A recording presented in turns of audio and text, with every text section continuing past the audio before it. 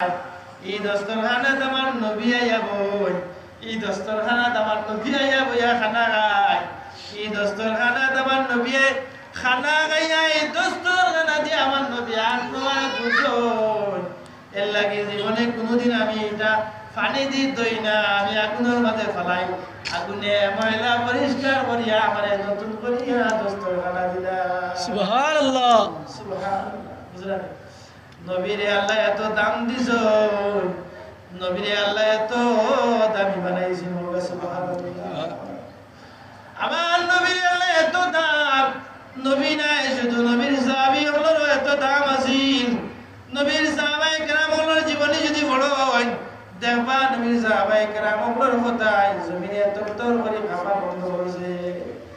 নবীর সাহাবী হলোর কথায় এবার আমিরুল মুমিনিন হযরত ওমর রাদিয়াল্লাহু তাআলা আনহু, তাই যখন আমিরুল মুমিনিন মসজিদে নববীতে আপনি দোয়া হঠাৎ করে তানে সেনাইয়া মানে সাহাবীয়া বলিয়া, ও আমিরুল মুমিনিন, মদিনা দক্ষিণ পাশটা কিন্তু বিরাট আগুন